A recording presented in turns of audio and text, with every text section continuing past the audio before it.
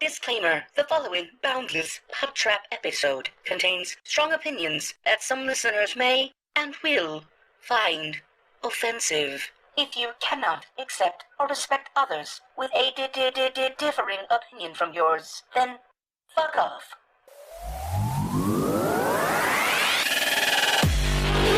I like turtles. Shush!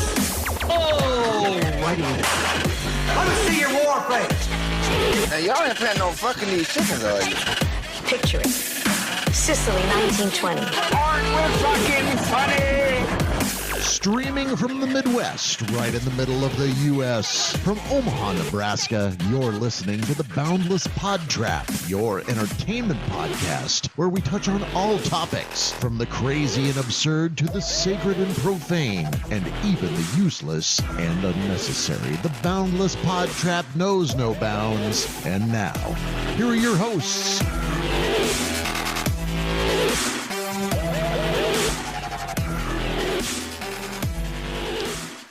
What the beep is going on? We can cuss on this one, can't we? Why didn't you say fuck? That's okay. I didn't know. I said it in the goddamn intro. I didn't even know what that word means. I said, what the? See, when a mother bird and a father bird get together, they do this thing and eggs pop out. That's how we celebrate Easter. I'm offended. I'm offended by the fact I've told you multiple times to turn my headphones down, and my left ear is bleeding. Oh, well, your lever is all the way to the side. I thought it was down. Were you number 3? Yes, sir. I wasn't listening. That was, yeah, it was funny. You popped your earpiece out real quick. Well, that's a good start to episode 2. Fuck it, we'll do it live. Do it live. We're going to let him start signing. We'll have to speak for him for a while. I can't hear you. So what's going on, people? How you guys been? It's been a while. It's been 2 weeks. Yeah, exactly. It has been 2 weeks. Happy Monday, guys. It's Thursday for us, but happy Monday. I thought you were going to say happy Mother's Day, but happy Father's Day, guys. Happy Father's Day a day late, I guess. I'm trying to keep my time warping in check here. Father's Day is coming up? It's just Sunday. Sweet. We're going to do nothing. I'm probably going to try to teach my niece how to drive or crash. Really? Yeah, we'll see. I would do the same thing, but my niece just turned 4 the other day, so I think that might be illegal. You can start them early. Yeah, that's true. Is your son Moxley going to buy you a Father's Day present? I think he already had. I picked it up when it came in from Amazon, but I did not look at it. So, what kind of job does he do where he makes money to buy you stuff already? He is fucking adorable. That's what he does. He is the next thing to a Gerber baby. And I don't know where that came from, because I am ugly as fuck. Aw, don't be like that. I'm sure there's probably not going to be such a thing as a Gerber baby anymore, since they're getting rid of all these brands that have been around for a while. Yeah, there's no such thing as a white Gerber baby anymore. They need to be generic, like a robot, just raceless, sexless. What else is all the rage? Anything. True. Is ageless? Discriminating. That's age. Probably, yeah. That's ageism. Not enough facial hair on that baby. I didn't say jism. I said ageism. Ageism. Okay, you got me there. That's what I heard. I've been a lot busy at work. Work's been pretty crazy. When you work in retail, people are dying to go out. It sucks because it doesn't suck. I mean, my work is requiring customers and employees, they have to wear masks to enter the building, which I 100% agree with, because numbers are going up and things are not better at all. But I'm at the front of the line and have to deal with everybody. So I'm the one that's getting yelled at because of this whole COVID thing. And I'm the one that makes the rules. And what did that say? Is that Farouk? Damn.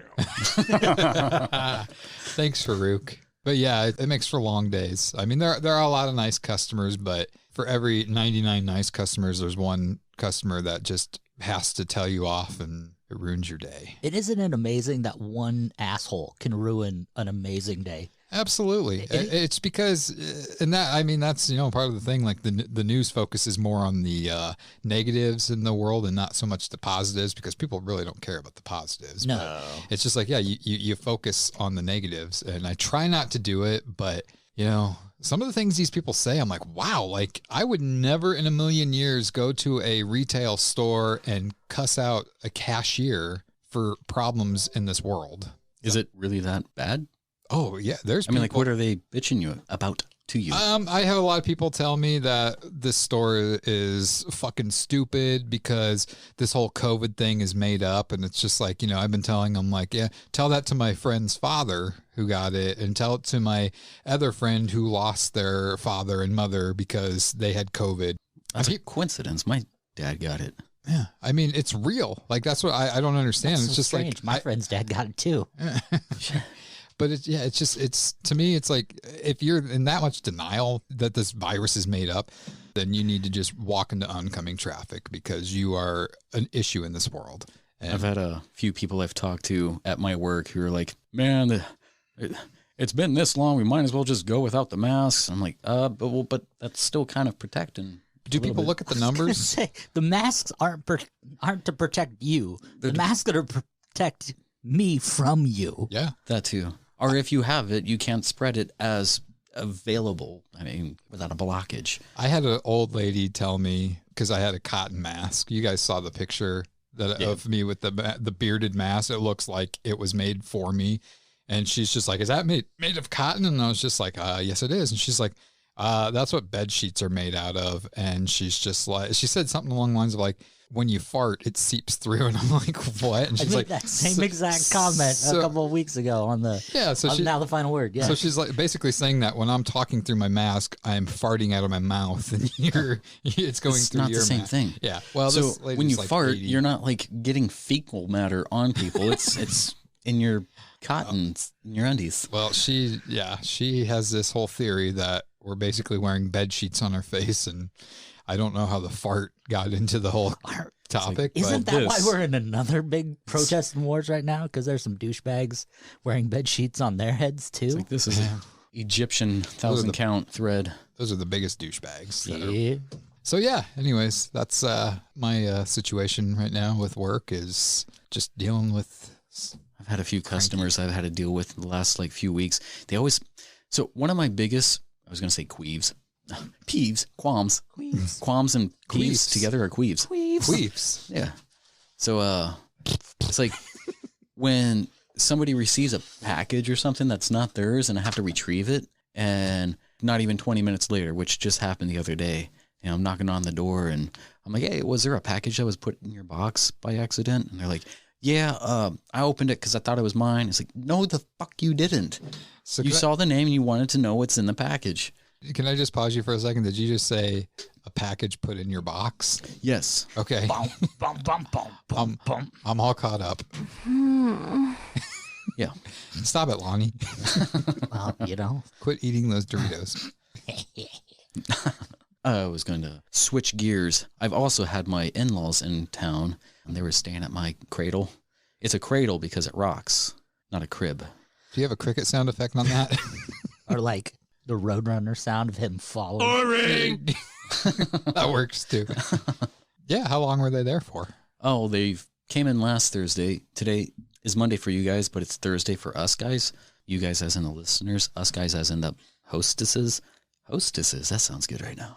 I'm on a diet. Hostesses? Oh, I thought you were talking about like females, like people at restaurants. Yeah. Because that sounds good too.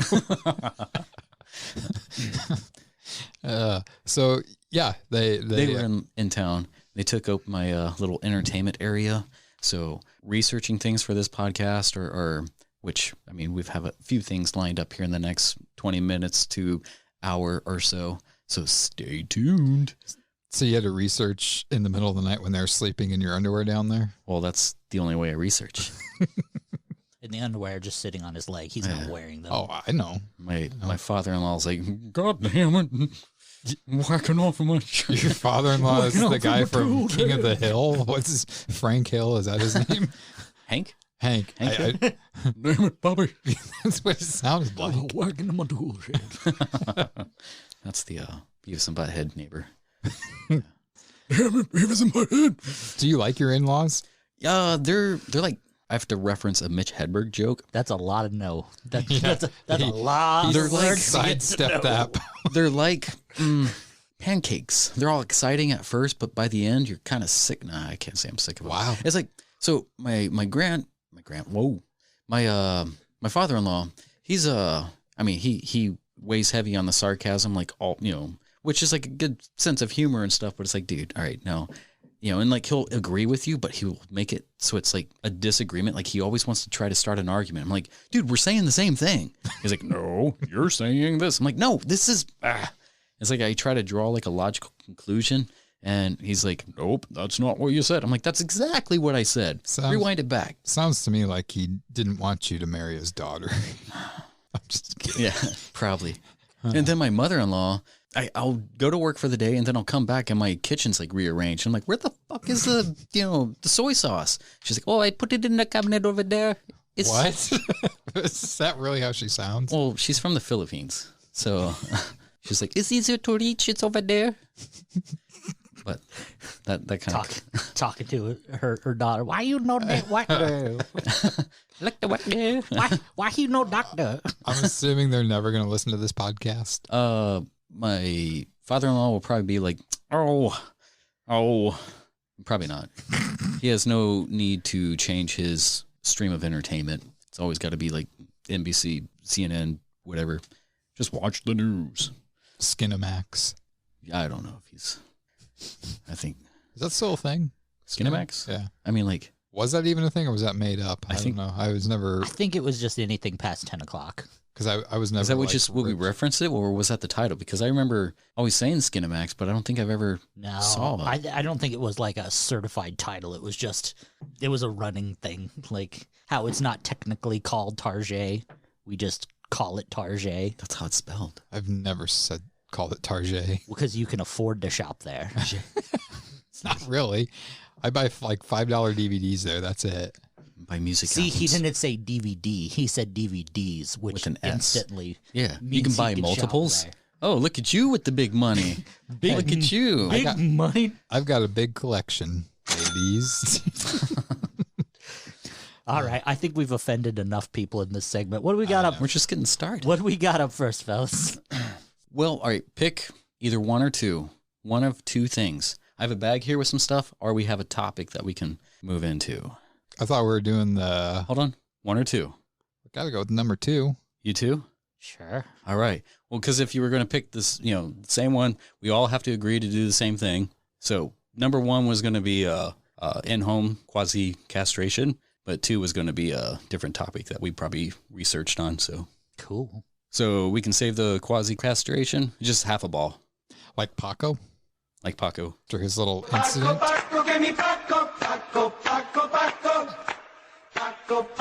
This was a mistake having Justin take the lead on this episode.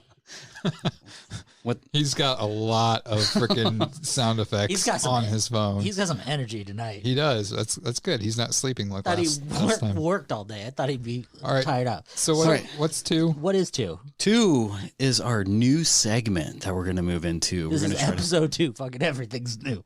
This is true. I like the way you think. So we're going to move into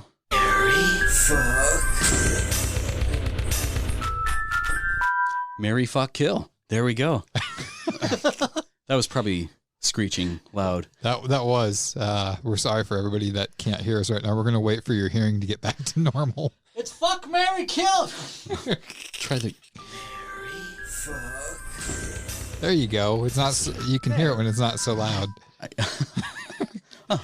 People are like pulling their earbuds out of their ears right now. Didn't even know. It's like, why are you bleeding?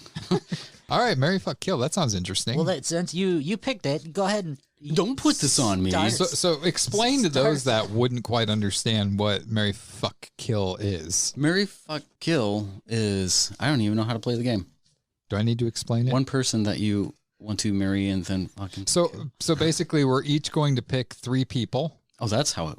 3 people. And then you give those 3 people, and then the other 2 are going to say which one they would marry, which one they would fuck, and which one they would kill. Keep explaining. I got to send something over here to Lonnie to throw up. Okay, I just explained it, but I guess I'm going to keep explaining it. So again, seems like a decent. I'm going to, for those of you that aren't catching what we're talking about here, I'm going to pick 3, preferably celebrities that everybody knows. And Lonnie is going to take a turn picking which one he would marry, which one he would fuck, and which one he would kill, and explain why. And then once he's done, Justin will do the same thing. And then Justin will give me and Lonnie 3 people, and so on and so forth. So, yeah. I mean, I've got one already if you guys want me to start this. Or I got it. You got it? I got it. Oh, God. So I can only for imagine. us, we're going to pull some pictures up so you guys can't see. But most of you are going to know the person or people that I am talking about. Mine definitely don't need their pictures brought up. Everybody knows them. Everybody knows these, so it's up to you if you want to pull it up. Ray Romano? Sir Lonnie. All right. I like when you host, because like when you introduce us, you'd be like, we got Justin, me, Lonnie. I always put your name first. Justin, me, Lonnie. Nice. Oh, I get it. Wow, that's crazy. That's really weird. I didn't even think about that. Because you, dummy. So crazy. Okay, so let's get your 3 people. I probably will not know a single one on your list. You do. Okay. So, number 1, Ursula. Okay. We're talking about Ursula from the sea. Not the Queen Latifah in the live version. Not so much. Okay. We're talking about the deep sea scream queen. She wants control of it all and is willing to do anything to make it happen, including feeding King Triton's daughter Ariel with the desire of a happily ever after, tricking her to forfeit her soul, voice, and fins to spread her legs for a landwalker, who Ursula also attempts to steal away. She even gains dominion over the ocean with her foul doings. This babe is stricken with desire and not enough tentacles of control for her own good. Plus side, she is a squid, so we know she's a squirter. So there's that. Lonnie's pulling up some pictures of sexy Ursula. That version looks like Pink? The Russian's wife in Rocky IV. I can see that. There's Pink. Okay, so Ursula's the first one. That's very sexy sounding. You guys licking your lips? You like really went all out with like this. Like, this is crazy. Like, mine's just going to be like, here's 3 names. Name. Okay. Who next? Runner up. Let's see. Number 2, Cruella de Vil. Cruella de Vil, a rich and spoiled bitch, relished in Dalmatian fur coats. You may be able to look past these, but she's got a few bad habits, such as chain smoking, flaunts her riches, and kidnaps and murders puppies. Other than that, she's great at parties and quite possibly after parties, where I feel it might be safe that she hosts as a furry. So, all right, Cruella de Vil is number 2. Okay, I just realized I'm on my regular account. All the years of being popped up. I see your theme. I see your theme here, Justin. I'm betting you the next one's Robin Williams. Fuck. Stop reading my paper. Okay. All right. And the last one, Lady Tremaine. She's commonly known as the wicked stepmother of Cinderella. Anyone can see that Lady Tremaine married in for the money, but whatever happened to Cinderella's pops after they got married? Huh? I mean, how did he die? Any thoughts on that? No? All right. Well, it might seem obvious. She's keen on child labor, or at least that those of who are not her actual children. When Cinderella is called out as a possible courtee for the prince, Lady Tremaine locks her away. You know, good on thee. She's a fabulous mother of her own 2 girls, so that makes up for that. She does seem to share everything with her daughters, if you know what I mean. So there's a plus side to that if you're into that. And that's Lady Tremaine. How do you spell that last name? Tremaine. Just wicked stepmother. Oh, okay. See, now that's more your liking. Are you looking at me when you say that? I am. I mean, what are their ages? Ursula, how old is Ursula? Ursula, I mean, well, she's an underwater person, you know, and they can be ageless. Are you more definitely moist? Yeah. Oh yeah. I think I have mine down of my answers for this. You care if I go, Lonnie? Go for it, sir. Okay, so the person I would marry would probably be Cruella de Vil. Why? Well, she wears like what's that called? Fur. The fur, but it's like mink or something like that. So that tells you right there she has money. Right. So I'm going to marry her only because she has money. Damn it. Is that going to be your reason too? I'd probably fuck Ursula, which means I would kill Lady Tremaine because she's old and I could probably get some inheritance from her. Man, you. All right. So there's my reasoning and who I go with. So Lonnie, you're up with yours. All right. I would marry Cruella for the same exact reason Jeremy said. It's all about that money. And, you know, she has the servant following her around the whole time.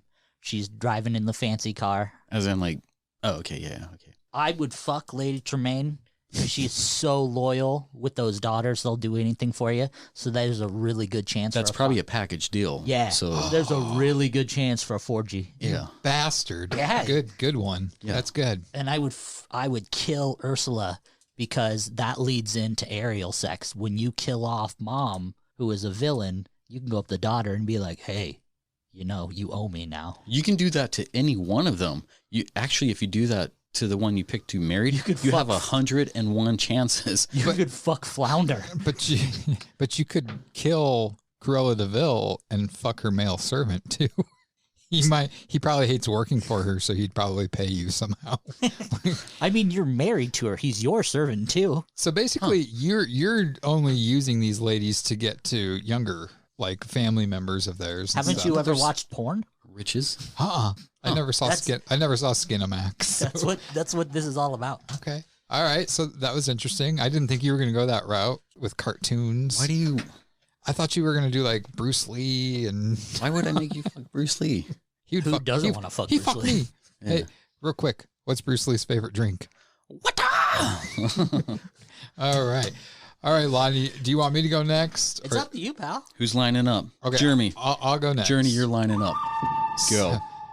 So, let me ask you guys this. You guys were fans of the 90s, right? A fan Yes. of the 90s? I lived there. You did? Yeah. So did I. Nice. Might have seen you at some point. So I'm going with, I honestly, I thought you were going to go a route with like picking like the most ugliest people. So I thought I'd go another route and actually pick 3 very attractive people here. Right. Where's my pen? Okay. So the first one on my list is Britney Spears. Wow. And this is Britney Spears. Keep in mind, these are the 90s versions of them. Okay. So this is like back when they were prime. When she doesn't have a shaved before head. the shaved head. Oh. I thought the shaved head was sexy. You would. This is before that. This is innocent. You're Britney Spears. I'm not that innocent. So yeah. Not that innocent. So Britney. Oh baby. It's Britney, bitch. So leave Britney alone. Britney Spears is your first one. All right. Christina Aguilera Ooh. is the second one, and this is the Genie in the Bottle one. Please say Mandy Moore. No, Mandy Moore is not the next one. Are you talking Avril? No. Fuck. Because I knew you would go instantly to like her. all of them. Marry, fuck, kill her so I could reanimate her. Fuck her again. So you got Britney Spears, you got Christina Aguilera, and the last one you have is Jessica Simpson. So yeah. This is a good one. And Jessica Simpson, this is, again, when she first came out. This is like around the time when she was with Nick Lachey and stuff like that. And she might have been, I don't know if Jessica Simpson might have been early 2000s when she came out, but close enough to the 90s. So you got Britney Spears, Christina Aguilera, and Jessica Simpson. You guys are both writing your notes. I see. So what you guys are thinking about that? Lonnie, are you ready? I'm done, yeah. Okay, Lonnie. I feel like, I don't know. Are we going to have the same answers? I think so. There's a good chance of it. So I did this like I'm a time traveler, and I'm looking at him now. I said kill Jessica Simpson because even then you could tell she was going to be batshit crazy. Okay. So you knew she was going to be a mess. I'm with that. So kill her off now. Marry Christina Aguilera because you knew even then she had a good head on her shoulder. She was good with her money. She was smart. She was sexy. And she was someone you could put your money into, and you can see that now. And she's a genie in a bottle, so you get 3 wishes from her. Hell yeah. And You rub it the right way. and fuck Britney because they always say that crazy fuck's the best. If anything shows getting in the time machine and coming now over that stretch of time, whoo, buddy. So you're killing Jessica Simpson. Jessica Simpson, marrying Christina Aguilera, and fucking Britney. Okay. All right. Was that yours? That wasn't. All right. I was with him until the beginning, and then after that, it just went all downhill. You know. When he started talking, it was over. I would also say kill Simpson because, well, she is just kind of crazy. She was a deadhead.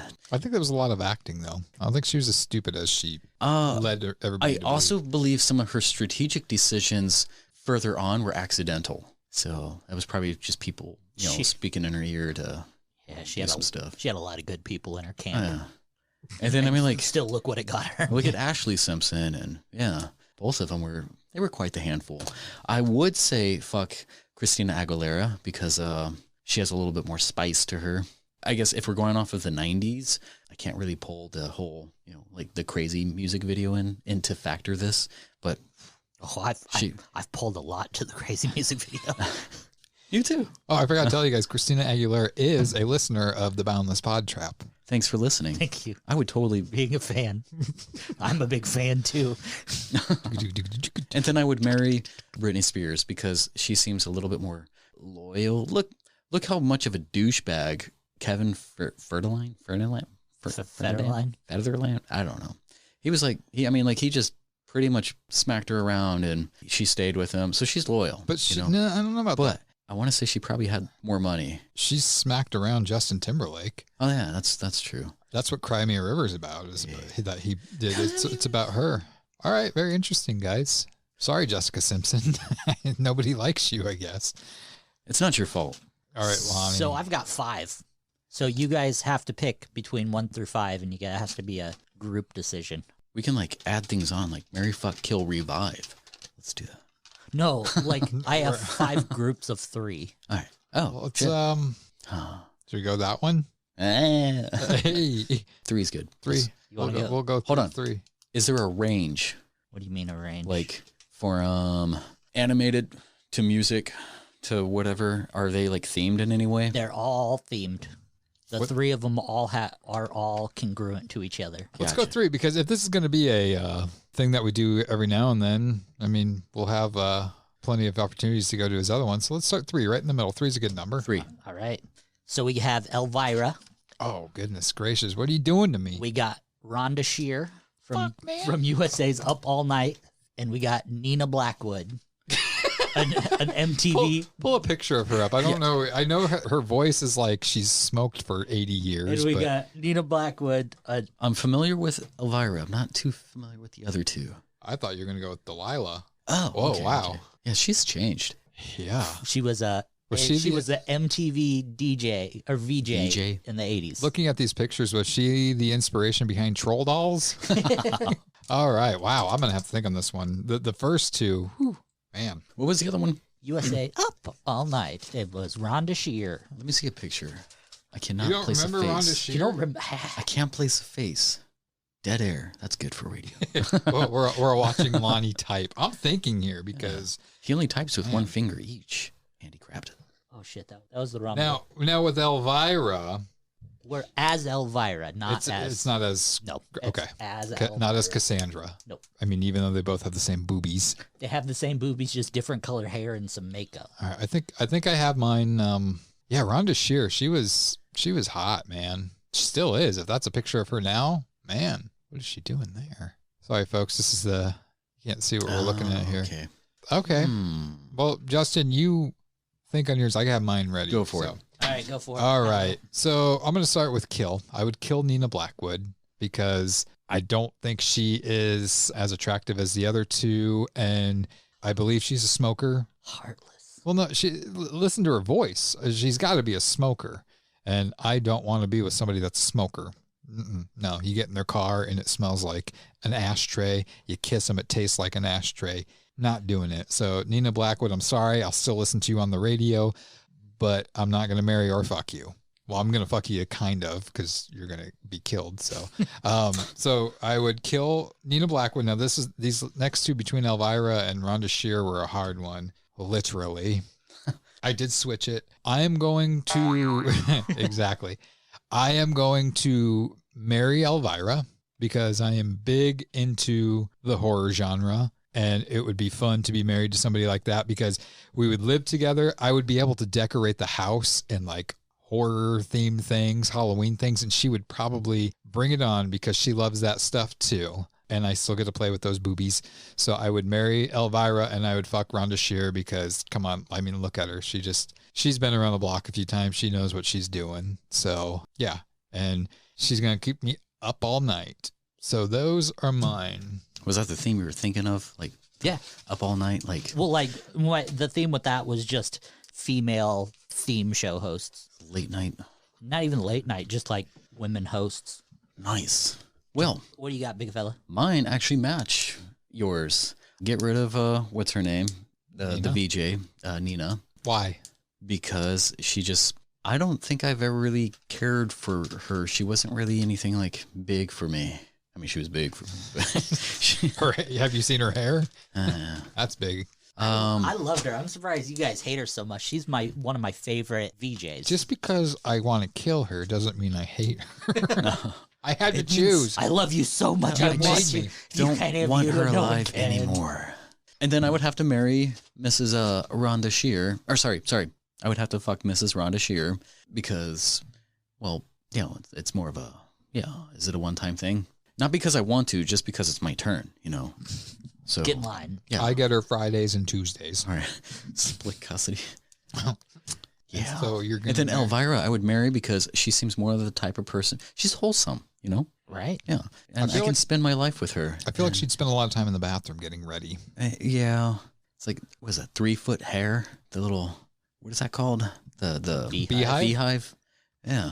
Well, I'll tell you two more of my things because I won't use them again. I'm surprised neither of you went with this. I had Us as the Marry Fuck Kill. I was actually going to do that as a special. I was going to send you a picture and throw it up there. And I fuck myself enough. So, And then I had Ambrose Burnside, Francis J. Huron, and Joseph F. Knapp. I feel like I don't know any of those. I don't know them. Those were all Civil War generals. Oh, That would have been a yawn fest.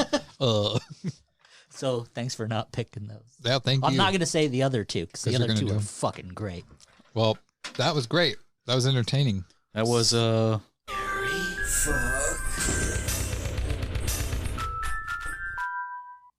that was that. You just face palmed into the microphone, Lonnie. All right. Well, what's next? What is next? I don't have my schedule with me. I believe it is a movie review. A movie review? Are we going to do that now? Yeah. All right. Well, let's segue into that. Man, that didn't come out right. All right. Anyways, that's supposed to Flop. say. That's supposed to say segue. Let's try that. Segue. Yeah. That one. That sound effect will not be appearing in next episode. I got to add a little bit more time on that. Hey, it's my episode next week, right? So I It have is. to come up with the You don't sound have effects? to. I mean, if you think I'm going to come up with all those things, I think we just add stuff as we go. So there was a movie that we were all supposed to watch, and it airs 11 minutes. It was pretty short. I don't know why you guys were recommending me to watch this, but it's called One Cunt of the Dead. Justin, no. What? That was, you added an extra letter. One cut of the dead. One cut of the dead? Yeah. We don't, y'all don't say that. Oh, well, I watched the wrong thing. Oh. There's a lot of zombies in it, but I'm sorry. I gotta Google this movie now. This is going off of my Netflix queue. on Netflix. There we go. Matthew Broderick was in that one. So yeah, no, One Cut of the Dead. It was actually a pretty good movie, I thought. When I first saw it on the Shudder app, I watched maybe like 5 minutes of it, with Crystal, the missus, the wifey, and we were just like, side-eyeing each other like, really? Yeah, on the Shudder app, it has like 3 different streaming, kind of like a TV, their own little television type of thing. You can just tune into wherever they're playing it on that. So yeah, what I caught of that was just like boring. It wasn't catching me. I didn't start from the beginning, and I was like, nope. And then maybe 2 weeks later, a mutual friend, posted something about how awesome the movie was, and I'm like, really? And then you got in on that, and you're like, that was, or were you saying like, is it worth it or something like that, or should you check it out? Or No, I had checked it out. Gotcha. Yeah. After that conversation, I was like, all right, well, maybe I'll give it another shot, and then that was our homework for. Well, Lonnie's the one that told me about this movie, and I was surprised that it was 2017 that it came out. I was thinking it was something that just came out, and so I subscribed to the Shudder channel, app, whatever you want to call it, which has probably been the best $5 a month I've ever spent, because I've been watching a lot of movies on there, more so than Netflix or Prime Video and all that stuff. But I was very close to turning it off, because the way Lonnie had explained this movie to me was more of like, I thought that, you know, I knew the premise of it. And, you know, this is a spoiler alert for those of you that haven't seen it and don't want to know about it. Maybe skip ahead from this or pause it and come back after you watch it, because there's going to be some spoilers. I had thought the way Lonnie explained it was this director that was making a zombie movie, but he wanted it to be real. So he did something to bring real zombies in and attack the actors and stuff. And so I'm thinking the director of this in the movie, the character that was the director in the movie, was going to be like this villain. And so when I started watching it, and it's like, okay, they're making a movie, and then it's just like, oh, here comes what's supposed to be this real zombie. I'm like, oh my God, this is hokey as shit. And I was so tempted to turn it off, but I'm like, nah, I'm going to give it a try. You know, I'm going to start doing that, except for the movie It, the remakes of It. I'm not going to do that for those. I'm not giving them a try. But I am so glad I stuck it out, because that movie, fucking brilliant. And I have an affinity for terrible horror movies. Like, I'll sit through pretty much anything horror-wise just to laugh it off. Or in that movie, the first 30 minutes of the movie is a typical bad horror movie. So I was actually getting into the bad horror movie aspect of it and thinking, well, if this is what it is, at least it's good fun. I'm having a good time laughing at the bad effects in the bad movie. But then the movie completely 360s on you, and you find out it's supposed to be bad.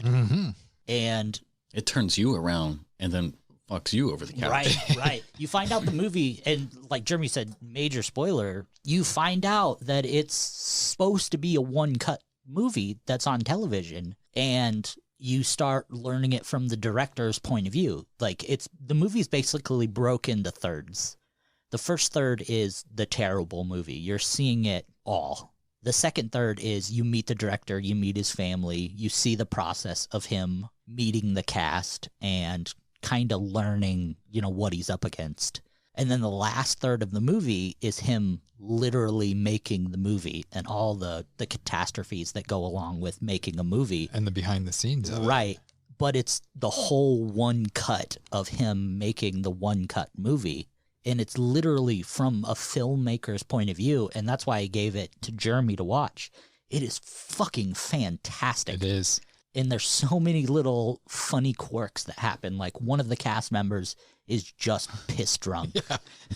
And he's one of the zombies. So he's having to pick this drunk zombie up and physically carry him from his different points.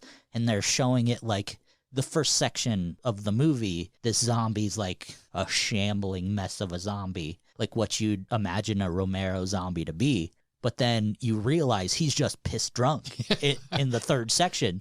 So he's having to carry him from point to point, and literally they're dragging him. And when you see him with blood and what running out of his mouth, they're literally dumping cups of blood in his mouth and just pushing him through a window rather than him jumping through a window. It's just a fantastic. It is. Right. They thought of everything for that movie. And as a filmmaker, you should watch this movie because you would appreciate it. Oh, yeah. As somebody that's just a fan of film, that's not necessarily a filmmaker or been a part of filmmaking, it gives you an insight on what it's like to make a movie, like what goes into these scenes and stuff like that. It might be exaggerated a little bit because normally when you make a movie, you're not doing it live in one take. Right. But you're still seeing how some of the effects could be done. Right. And how it all goes wrong. Yeah, right. Exactly. And that it just kept you entertained. And one thing I will say is, you know, it's a foreign film, so there's subtitles. So it's not in English. Unless you speak Japanese. Yeah. But I mean, and normally I hate subtitles in movies. I mean, I watch a lot of foreign films, but they're not my favorite because it's just like, I feel like I'm distracted by the text that's on the bottom of the screen. It's like I'm just reading and not really watching what's going on. But if a movie is written and filmed well, it flows hand in hand. You can read, and I mean, sometimes you don't even have to read. You kind of know what they're saying. And this is one of those films where it's just like, it was perfect. Right. And just all the things that go wrong. The one thing I didn't quite get and maybe I missed something at that point, was the director's wife in the movie. Why did she all of a sudden turn like evil and like try to like that was sabotage? She gets lost in her characters. Yeah. So she, and everything was already messing up. So she was just already taken over her character. Because there was a point where I did have to go to the bathroom and I didn't pause it, and I think I missed something, but I was just like, why is she trying to purposely sabotage this thing? But one of the producers says, why did she quit acting? And the daughter was like, well, she gets lost in her characters and has actually ended up breaking somebody's arm. I didn't see that part, so I missed that part. So, but I will say too, the first third, when that part ended and it did like the crane shot of the girl and then the credits were rolling, I'm like, oh, is this movie over? I was like, did Lonnie suggest, was it a short film? Yeah, and I just didn't. I did the same thing. You click on it to see how much is left, and there's literally an hour left on the scroll bar. Yeah. You're like, well, what the fuck? What the fuck is going on? Yeah. It's just such a masterpiece. And another spoiler, the director is actually cast as the director in the movie. So he goes from being this struggling director, have to deal with this cast that he's never really had to deal with before, and he's struggling with, and they're not behaving themselves, and they're not being professionals. And now he gets to go and be in his own movie where he gets to be an angry and asshole director to this cast, and he's living it. He's loving that moment, and he's so into that character. It's the first joy you see in this actor. He bows down to pretty much everybody and just very timid. Yeah, very stoic. Yeah, and then he also loses himself in this character, and I was like, "Wow, right on, man! Like, stand your ground, finally!" And like, they were going off of the script, and it was challenging on all ends, I guess. Right. I loved the director in the movie when like it's one take and like all the shit's going on. And I just like how he just like appears he just comes out of nowhere and he's like, action! It's just like, keep filming. But and I'm gonna probably butcher his name, but the actor that played that was Takayuki Hamatsu, I think is his name. Fucking brilliant. Like, he is an amazing actor. It's the only thing I've seen him in. I don't know. I haven't really looked at his IMDb to see what else he's in, but man, that guy is... seen him in something else, but I can't recall. I don't think anybody else could have played that part. Yeah. He just, and like I said, Lonnie, when he explained it to me, I thought he was going to be the bad guy in the movie. So it's just like, oh, he's so lovable in the beginning here. And then it's just like this first part of the second of the part of the all three parts or whatever. And the second part, in my mind, I'm like, this guy's going to turn into an asshole. He's going to be a bad guy here. And it's just like, man, I don't know that I necessarily hate this guy. He's so nice and lovable, but turns out, he's nice and lovable the whole way through the movie. Right. And he's doing it for, I guess, his family for the most part. It's like when I approached this movie, when I finally went back and watched it from the beginning, it was a slow start and it was like 37 minutes of like this actual film. And believe it or not, this is not it wasn't really made to be filmed. It was a project, like these actors actually had to pay to be in this film. They were doing like an acting class, and then they just made it there and then submitted it, and it came out really well. After finally finishing that first 37 minutes and then going into like, a month before, he was met with to make this movie, and he thought it was just a joke. It's like one take, like you can't do that. All right. But you get to see like a more, open the window to his life and like how he's kind of struggling just to be a filmmaker, doing the stuff that he is doing already to challenge this. And his daughter has a crush on a popular actor who is actually cast in this movie. So it kind of gets the whole family involved on this. And his daughter wants to be involved in the filmmaking process and stuff. And she steps in at the end. And that last shot, again, spoiler, the last shot they have planned is like a crane shot on top of this building. And they accidentally, when his wife is going crazy, knocks it off the roof. And they're like, shit, what do we do? Well, the daughter thinks... does a gymnast pyramid. Yeah, she has them all do a gymnast pyramid, and she's on the very top, and they hold the shot. How they frame that, a little pre-shadowing or foreshadowing from a earlier image of when his daughter was like, 7 years old, holding a camera on his shoulders. And then it finishes off at that scene, like kind of an emotional thing there. Right. I was like, it's this movie is labeled under a horror comedy. Like I wouldn't say it's horror. I would say it has horror themes, but it's a comedy, it's like a family movie dark type of comedy thing. at best. Yeah. It's definitely a good coming of age story as well. Like if you eliminate the horror aspect of it and you eliminate the comedy aspect of it, deep in its bones, it is a nice coming of age story as well between the father and the daughter and the mother as well. There's so many little undertones of like that family element of the daughter wanting to go off on her own, but the mother and the father kind of wanting to clip the wings and let her go, but still being protective to her. So it's like even between, well, all the relationships between the mother, father, daughter, it's like there's not as much cohesion. I mean, they live civilly together. The daughter is always trying to do her own thing. The mother has concerns about what she's doing. She's a little bit strict as far as her directing style. Yeah. So when the father shows up and sees like what she's doing, it's like what she's trying to do or accomplish, they all get involved together on this one project that was pretty much handed into his lap, and they kind of make something beautiful, a little family project. And let's not forget the old lady that plays like the executive producer at the TV station. She had a small part, but I thought she was hilarious. So fucking adorable. Yeah, she reminded me of what's that actress's name on that CSI show? CSI like NCIS whatever with forensic LL Cool J, that little lady that wears the glasses and stuff. She kind of reminds me of like the Asian version of her. But she reminds me of every Jewish bubby around the planet, like a Japanese version of it, just being like, "Oh, you're so cold, have a sweater." Like I said before on Facebook, I gave this movie a 10 out of 10 stars. I think it's probably one of the most brilliant movies I've seen in a long time. Absolutely, 10 out of 10 for sure. If you haven't seen it, if you have Shudder, watch it on there. You can get it on Netflix as well. Is it on Netflix now? Netflix is streaming it. Yeah, I think it's like $4 to rent it. Yeah, it's well worth it. If you like those kind of films, I mean, if I think it's something you'd like. Again, it's subtitled, but it's not really that big of a deal with this movie. Personally, for me, I kind of grew up on subtitle movies, watching a lot of Asian, Hong Kong flicks and stuff. That was my go-to back in the day. IMDb ranks this at a 7.7, and Rotten Tomatoes gives it 100% on the tomato meter and 82% on the audience score. So it just proves that people don't have a fucking clue what a good movie is. It's the same people who put like those are relatively high. I mean, it's not mediocre. And the fact that it's been out for 3 years now. Well, it came out in Japan in 2017. The States didn't get it till 2019. Yeah, they hold on to it for like 2 years before it was. Yeah, the States didn't get it till last year. So it's still relatively a new movie for us. Yeah. So one cut of the dead, not one cunt of the dead. Don't pull it. Don't pull it, Justin. You can Google that if you want to. I would recommend doing it in your incognito mode on your computer. I didn't find it to be everything's censored, so it's like... Well, Lonnie here Googled it, one cunt of the dead, and there's a picture of Lucille Ball. So I'm just kidding.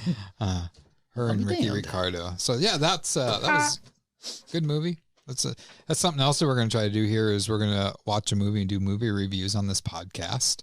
We're like, yep, I watched it. Next segment. So if you have watched this movie, when this is posted up, comment in the link what you thought of this movie. Let us know. And if there's any other movies out there that you think that we should take a look at that are kind of like this movie, so I got like the hiccups all of a sudden, let us know, and we can possibly do that as a segment where we all watch it. And what's your common go-to? You're more horror, usually horror? Yeah, I mean, let's put it this way. Like, I have roughly about 1,200 DVDs at home, and I would say about 70% of my collection is a horror. What's your scariest movie? Scariest? I mean, movies don't really scare me now. If I'm going to go off of something that did scare me, the only movie that scared me as a little kid growing up was The Exorcist. I think what scared me, have you seen Barney's Grand Adventure? No. Fuck, man. I've always said, like, I don't think I've ever really had, like, a nightmare, but if I did, it would probably be because of those damn Oompa Loompas. Those things kind of freaked me out. That's not in the day and age we're living. Don't talk about that. Oompa Loompas are people, too. They are. I don't like the sound of this. But no, Willy, if you're talking about Willy Wonka and scary, that fucking boat scene in Willy Wonka, I know. That was fucking terrifying. If that's what I'm thinking of, because it's been a while since I've seen that movie. The strobes and the dark lights. Somebody made a like video on YouTube and like added sound effects and different music, and that frightened the shit out of me. There's a pretty cool Manson cover of that. That's I don't like the looks of this. There's a rap song that comes out or that uses that. Just like, I don't like the look of it. I'll have to look that up. No, keep going. Keep beatboxing. Yeah, keep getting us funded. If our buddy John Marshall is listening, he would know what song it is because I think he's the one that got me into it. John, what is it? He's not here. He's not going to hear this. Oh, that's correct. No, right. Yeah, that was fantastic. Next thing. Well, we're actually going to take a second to promote some sponsors here. So we got ML Image Photography. ML Image Photography has been around since 2005 and specializes in glamour, boudoir, pinup, ink model, fine art, nude glamour, nude cosplay, dark beauty, and horror. You can join ML Image on Patreon and become a member to see a lot of his work, or go to mlimage.com to see some of his art. We must warn you, it is not safe for work, so be cautious when you're looking at his work. If you are a model and interested in working with ML Image, contact his mlimage.com page. ML Image, where image is everything. I'm waiting for you to say something. I was waiting for some smart ass comment. Oh. Oh no! We suck again! Yeah, ML Image, that's one of our producers here too. Yeah. Michael. He's a good guy. He is. I see so many boobies. Wasn't he supposed to be here? He was, but he had a long day at work, and like he kind of said, he's just like, oh, I'll probably just be sitting there. Oh, in the corner. is him tired? He's going to take a nappy out. He's tired. Oh, I can't wait till you guys leave so I can take a nap. So you said boobies? You're excited about boobies? No, I said he sees so many boobies. Oh, I have too. Remember him and I used to run a modeling group together called Glam Gore Girls. Oh, used to. This is the world's tiniest island saying you don't get to see boobs. I'm going the complete opposite direction. It's not as exciting as people think it is. Like as a kid, I always looked at the guys that like did Playboy. I'm like, oh man, those guys get to be on set with naked women all the time. That's got to be the best job ever. Nope. I'm gonna ask the other. It's not like it's. I'm gonna ask the other married man in the room. Hey, do you miss seeing all those boobies? What boobies? You're married, not dead. Just make a fair trade. Get the fuck off me. Tell your wives to me. Google penis pictures. And it's not like they don't see penis pictures. Like probably guys send them dick pics all the time. I try to show her all the time. And she's like, get that fucking thing out of my face. I do have a story about a certain photography session that I was a part of. So there's this dude who he does these really awesome, intricate masks and stuff. And, he models a lot of male dudes. You are a male man. I get it.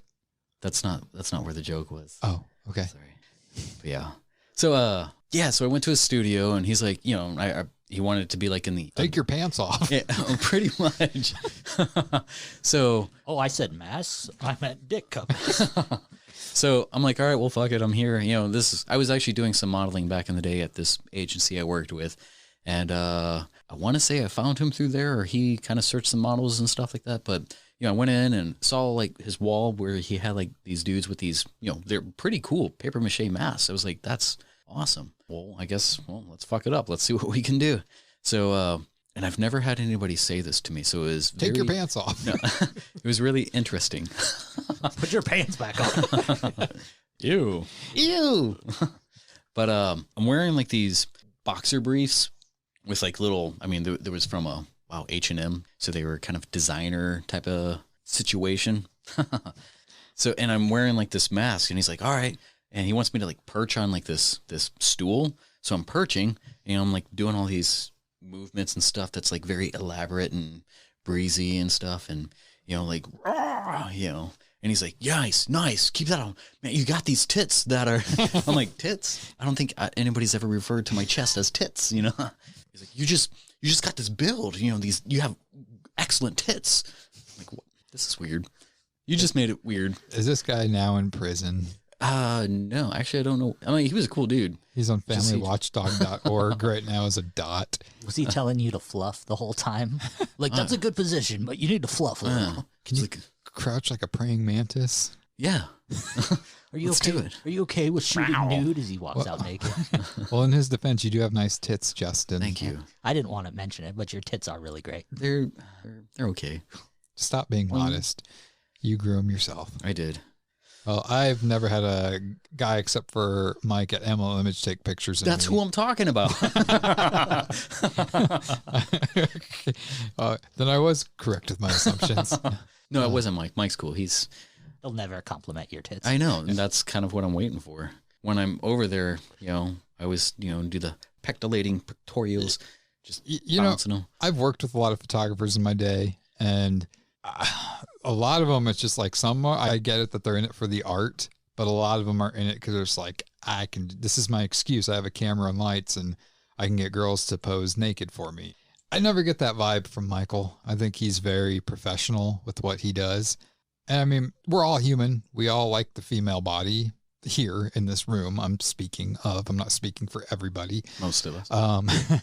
But I mean, yeah, we're all human. We all like the female body, and but I don't think Mike uses being a photographer as a reason to be able to take pictures of the female body.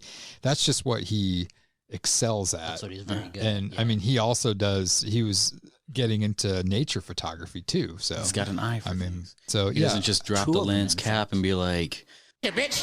Gotcha, bitch. And I mean, Lonnie, you're a photographer. Gotcha, bitch. I don't think you don't take pictures of females. Like, the only people photography I do is I do some senior picture stuff. Other than that, just weddings. That's the really only people. You see old a people? lot of tits at weddings. I bet. Many tits. You do old people and I weddings? shoot old people. You gotta wait. And then action stuff's really the only people I do. Concerts and wrestling. That's the only. Nice. You got to wait till the end of the reception after Granny's been liquored up a little bit. Seniors. Then you take her, Then you chase take her outside, and you're just like, "Hey, can I take a picture of you?" And then you send Grandpa back inside. Show me your tits, Granny. Totally kidding. Not. Young man. Anyways, so what's next on our agenda? Do we have Anything else? I think our good friend over here, Lonnie, it's kind of weird because me and Lonnie, this is probably like the 6th time me and Lonnie has seen each other. Yeah. Like, I think a lot of people probably assume that we go way back or something, but we've only known each other by a select few of friends. Just you, Jeremy, Paco. I've had a different hair color every time you've seen me. Possibly. Paco was the one that really introduced me to Lonnie. Yeah. I mean, she's just a mutual friend of ours. And where was it that we were at where he told you, like, you need to meet this guy, Jeremy? I don't remember. Where was it? Skate days? No. Was it? I don't know if it was it Old Chicago? No, he doesn't like Old Chicago. Was it Tap He found a House? pubic hair in his pizza once there, and he refuses to go back. Yeah. But wasn't it his pubic hair? No. At a His quinceañera. he doesn't do that anymore. He's shaved, man. Quinceañeras. Yeah. he dyes because you know how he changes his hair color like you do. Yeah. Yeah, we'll have to come back on that. I don't remember where it was. It might have been at. Was it Tap House? It sounds a little bit more familiar. Anyways, but no. Well, you've Lonnie has a little topic he wants to go for. I do. Come on and make my day, Jules. That was fan fucking time. Because Lonnie's Jewish. Jewish. Emphasis on the ish. Yeah. All right. So I'll start this. When's the last time you two have seen the Blair Witch Project? Oh, I mean, It's been a while. It's been a couple years, but I love that movie. But you have seen When I say a minute, I don't mean like 60 seconds. So it's been a minute, but yeah. But you have seen it. Roughly maybe 2 or 3 years after it's came out was the last time I saw it. That's Okay. the godfather of found footage movies. Yes, it is. Amazing. All right. So we're in a courtroom. I'm setting the scene. The Blair Witch. Yeah. No. The Blair Witch is my client, and you two are the jury. So here we go. I am here to, without a shadow of a doubt, to defend my client, Ellie Kedward, did not murder Heather, Mike, and Joshua. I'm here to explain to you that Joshua and Mike are the ones who murdered Heather. And over the next 15 minutes or so, my job is to prove to you that they did it. And we have video proof. I'm kind of sold on it already. And that video proof is the Blair Witch Project.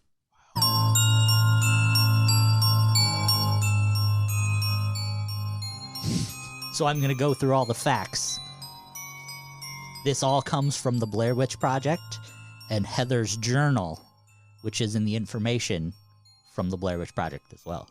If you have any questions during my case, please stop me and feel free to ask. Okay. Okay. What if I have flat feet? Does that disqualify me for being on the jury? No, sir. Okay. Bone spurs do not either. Okay. Okay.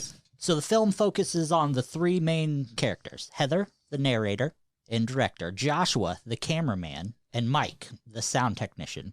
Josh is Heather's ex-boyfriend, and Mike is a very close friend of Josh's who has never met Heather. He is introduced to her as he makes his way into the car. In Heather's journal, which is a big part of this case, including all the details, she says the boys have a very strong connection and she feels like she is instantly outed as it starts. Heather is funding this project 100%. Josh and Mike are not getting paid. They are volunteering their time, and they... Oh, I thought that was... Did you just rip a fucking banana in half and bite it? That's how he eats them, man. Don't ask. That's fucking weird. They are donating their time, and they are working for free. So they are walking through the woods with all this heavy-ass equipment that was from the 90s. And you know, the big VHS tapes, the big DAT cameras, this stuff is not cheap. The 90s were heavy. Not light, exactly. And his mother bought him rain gear. Right. And it was in 1994. The three take off into the woods to go to Coffin Rock and to find a cemetery, and then make their way back to the car. Mike has the compass, Heather has the map, and Josh is recording the whole time. Now keep those three elements in your head, because that is a key part of this case. After Heather, Josh, and Mike have filmed at their two desired locations, they take the most direct route from the graveyard to go back to the car. Joshua and Mike, who have no interest in leading, are always in the lead, even though they do not know where they're going. Wait, who has the compass? Mike. Mike has the compass. Yeah. Josh has the camera. Yes. I'm sorry. The whole time, Mike and Josh have been leading, even though they don't know where they're going, because Heather has the map. But they always seem to be in the lead, taking the direct route, even though Heather has the map. Now, Mike has the compass, but they've made it easily to their two locations. So on their way home, back to the car, they are confused and concerned because they don't know where they're going. They bring up the fact that they don't recognize anything in this location. Nothing looks familiar to them. Heather brings up the point that this is the most direct location. So using... geographical points and stuff, yeah. Point A and B, now you're just going directly to point C. So Josh constantly asks for the map. Give me the map. Give me the map. Give me the map. Heather then, in the evidence, says, okay, give me a second. I have to get the map. And then the tape fades. They go to sleep. They wake up, and there's an altercation between Heather and Josh. The map is missing. Heather is accusing Josh of taking the map, accusing Mike of taking the map. Josh is consistently saying, I gave you back the map. So that altercation happens between the two of them, so the map is gone. Mike, at this point, who has had no interest in leading the group, says, we're going to go this way.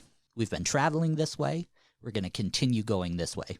So someone who's very passive in the direction of their going says, we're going to go this way. They decided to go south. Well, Heather, who has read multiple tracking books, which they show at the beginning of the film, when she has her books in their room, in the hotel room, says, we're going to follow this creek. It's a very smart thing to do. So they follow the creek for the while, and then they randomly stop following the creek because Josh and Mike don't want to. When this is brought up, Josh and Mike say nothing. They just don't want to anymore. So they sleep. Again? They have to go to sleep because So they pretty much argued about this the whole next day and all day, yeah. After the rest of the movie. Yeah, basically. So they go to sleep. They wake up. Josh says he's heard sounds, multiple sounds. He says one could have been an owl, but one was definitely a cackling. To which Mike says, if I would have heard cackling, I would have shit in my pants. Exactly. Best line of the movie. So he is, in my professional opinion, creating mass hysteria because he's saying it in a very calm manner, which Mike is then in turn putting credence to the mass hysteria by saying, man, if I heard it, I would be super frightened. So they're putting this mass hysteria into Heather's brain. So now every time she hears something in the woods, she's going to internalize it as, oh, that's bad. After all this being stuck in the woods, lost for days, limited food, hearing scary shit with no map, Josh and Mike start laughing and joking around as somewhat delusional. Delirium. Just done with it. Or is that Josh and Mike now knowing they have the fear starting being ingrained in Heather's head? I know how that works. Right, yeah. So maybe the maybe the thought is in, and now they're trying to irritate her into being... When you say thought. Oh, okay. The thought that the witch is on their trail. They go to bed. They wake up again, surrounded by rock piles. When they wake up.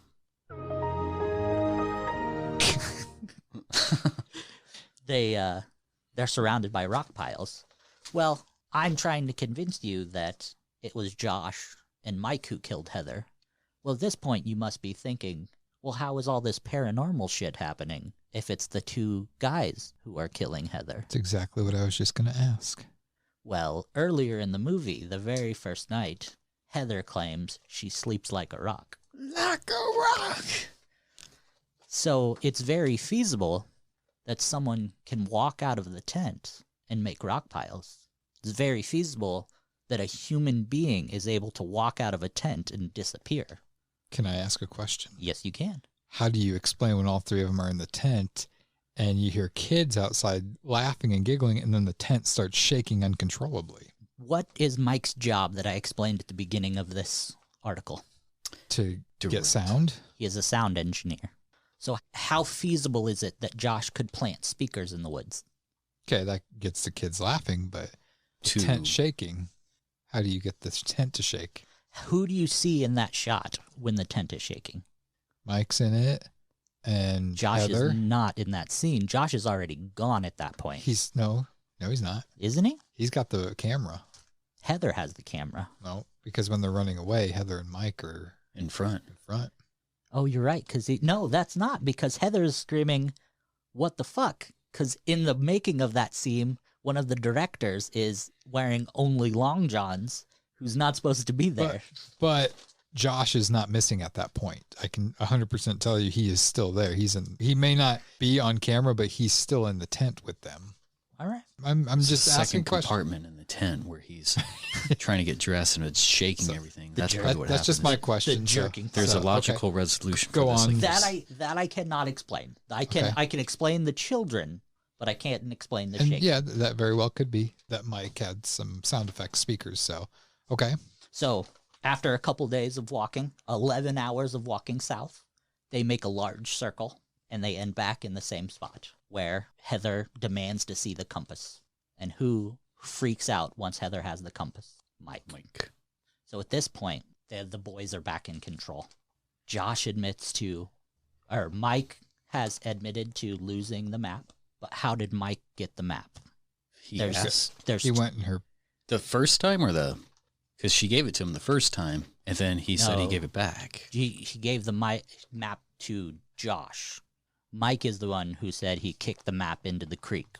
So how did Mike end up with the map? There's two possible solutions. He either stole the map while she was sleeping, or Josh gave him the map. So Heather knew the possibility that she was right, that Josh lost the map. I gave you back the map, Heather. Right? Most saw at half of the movie as I'm arguing about the damn map.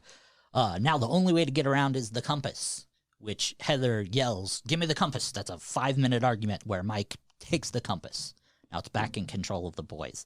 Heather decides the best method would be to stick to the river.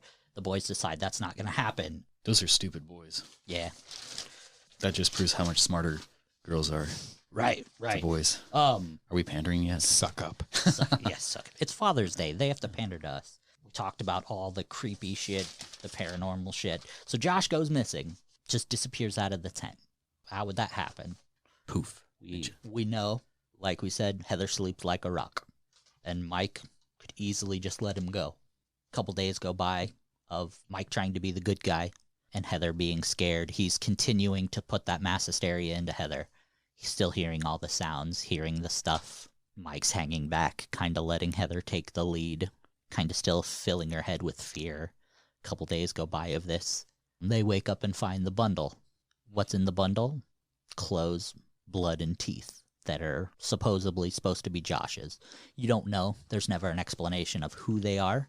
But if it's a premeditated murder, how easy would it be to find teeth? This easy.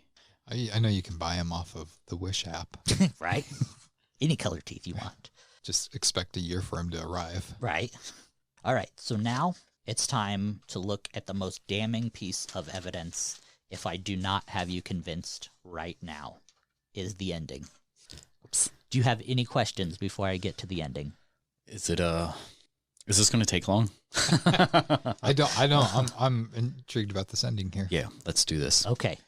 So the ending, they wake up, they hear Josh screaming. So they run. They go out of the tent to find him. And who is the first one to run into the dark woods? Mike. Has Mike ever been the one to initiate anything? No. No.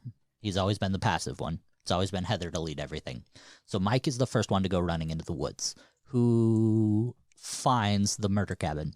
This same woods they've been making circles in for the last 5 days. That'd be Mike. How can they all of a sudden find something they've been circling for 5 days? Most of it during the daylight. So how all of a sudden they run less than 50 yards and notice the cabin? In 50 yards of woods, you would easily been able to see it during the day. So he can engineer sound to block the visual. Keys. Josh built that house. Why? What it knows. Why they were searching. So they walk through the front door. They hear Josh screaming. Mike goes, I think he's upstairs. And he goes upstairs pretty quickly, leaving Heather behind. So he runs upstairs in a house he doesn't know. He's never seen it. He gets upstairs quite quickly, leaving Heather behind. When he gets to the top of the stairs, and you can see from his camera angle, he does not move. He's standing looking at the wall. Now, granted, the wall is scary. It has handprints and scary shit on the wall. He could have been mesmerized by it. When Heather gets to the top of the stairs, he yells at the top of his lungs, I think he's downstairs. And he runs as fast as he can downstairs in a dark house he's never been in. Like he knows the path. Exactly where to go. And why in a house with a witch in it, you know exactly where to go, and why would you scream you're going there at the top of your lungs? To signal somebody else. So he runs to the basement, drops his camera. That's the last you see of Mike. Then, maybe a good 3 minutes later, in the process of Heather coming down with the DAT camera, screaming for Mike, she gets to the bottom of the steps, records Mike in the corner. Her camera falls. End of movie. So, I put the case in your hands. Do you believe that Ellie Kedward killed Heather, Mike, and Josh? Or do you think this was a crime of passion that Josh and Mike killed Heather and ran off into the woods? All signs could point to Josh and Mike being guilty, except for one instance, and that is the instance I brought up before. Let me present this to you. When the other people went out to find these tapes in the woods, nothing ever happened to them. There was no witch, there was no nothing. But how do you explain when all three of them were in the tent that it was shaking, and then when they came back there was green goo or green slime all over Josh's stuff? Now, if it was Mike and Josh acting alone, I would say that I don't believe it was them. But if they had a third, maybe even a fourth person follow them as accomplices out in the woods, I could see that. Like maybe there was like 4 of them that actually acted to kill Heather. But I don't know. I want to hear what Justin has to say before I make a decision. So a total of, was it 3 days? That they were gone in the woods? Yeah, or recorded. It was more than that. Yeah, I think they were out for 11 or 12 days total. Yeah. But how much there was like 2 or 3 nights where it was just Heather and Mike by themselves. There was about like 4 or 5 nights when it was all 3 of them. Because each night it was getting progressively worse with things. I feel like if they wanted to kill her, they could have done it at any time. So this is true. Why drag it out so long? I mean, like You get off on the fear and stuff like that. I mean, that's a whole different. They could be doing it because they're recording this for a class project, so that's evidence that they were all together this whole time too. It's their receipt to show them as pretty much innocent. But then where did they go though? Like, where did Josh and Mike disappear to then after this all happened? Canada. I mean, were they starting a new life together? Was Happy this couple? Were they like actually in love with each other? They can't have kids, so they adopt. I mean, if this was a crime of passion on Josh's behalf, I mean, he's basically changing his whole life. He's pretty much giving up his life to kill Heather and start a new life someplace else with Mike. I don't know. My God, who the hell cares? That's a tough one for me because I could see all sides. Do I think that it was the Blair Witch or whatever that killed them? I mean, because nothing really paranormal really happened while they were out there. Anything that happened out there could have been explained by lots of things, like the cracking of the sticks and stuff. I think it was at one point they said it could be deer or something like that, which is very feasible. There's wildlife out there. Yeah. I still stand by, if they wanted to kill her, they could have done it. They didn't have to drag it out. I mean, I'm pretty sure the boys wanted to get home to play some Tony Hawk. Right. And she was a dick the whole time. Yeah. Like, watching the movie again, she was a dick. Right. Like, see, an utter dick the whole time to them. If I were to kill somebody, I'll tell you what I did or would do. I see what you did there. Yeah. I wouldn't have dragged it out that long. But evidence. Yeah. That's evidence to prove that they didn't do it, that there was all the ghosts and stuff doing it. That's their alibi, these tapes. I think that they had help because, like I said, nothing paranormal really happened, and everything else could have been explained by other people being out there. The stick figures hanging around, that could have been their friends and just saying, all right, we're going to come this path today. The rocks outside could have been Josh and Mike if she slept like a rock. Could have been their friends. Obviously, the shaking of the tents could have been their friends and tearing up of the tent or whatever and throwing green goo or whatever. So that sounds like Predator. So I don't think that it was the Blair Witch, but I also don't think that there's enough evidence to prove 100% that Josh and Mike did it. All right. How many cases have they accused the Blair Witch of other than these? Is there countless cases, or? I don't know. It's just a movie. Well, there was no backstory. At the beginning, they interview the townspeople and they talk about the backstory of it. And then those two guys fishing, like, I saw one time some like mist rising up over there. And the other guy's like, you're full of it. Usually when they're fishing, they're drinking. So you can't trust their. Absolutely. I mean, and then that lady that they talked to that claims that she's Mary Brown. Yeah. That said she wanted to be an actress or whatever.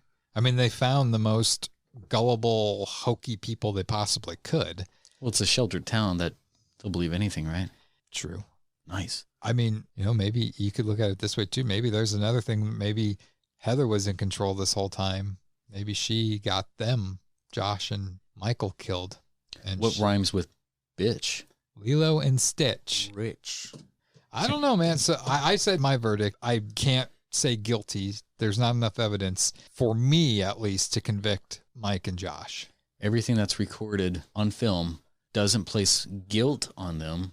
Yeah, like he was saying, you can kind of excuse certain things, like as far as like the sticks, the movement, wind. Also, the only thing that I am confused about is their decision to not follow the water. Normally, if you're following a map, you would also follow the compass to direct it. Shoot a back azimuth and boom. That's not how that works, but it's close enough. I mean, to me, the one evidence that you brought out that's kind of like, I don't know, is they stumbled across the house that apparently wasn't that far away from them. Right. And how? They set their tent up when it was still daylight out. You would have been able to see this house in the middle of the woods. So there's something fishing going on there. I think that this case needs to be reopened at another time. I agree.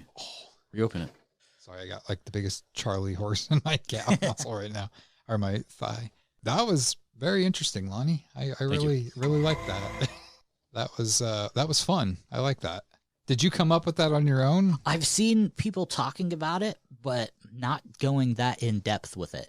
Like, I had fun reading the journals and watching the movie, and there's been people who have taken the theory and go, well, here's a bunch of reasons why they didn't do it. And I'm like, okay, why? Well, you're not going to tell me why? So I went through and rewatched the movie, and I'm like, okay, here's why.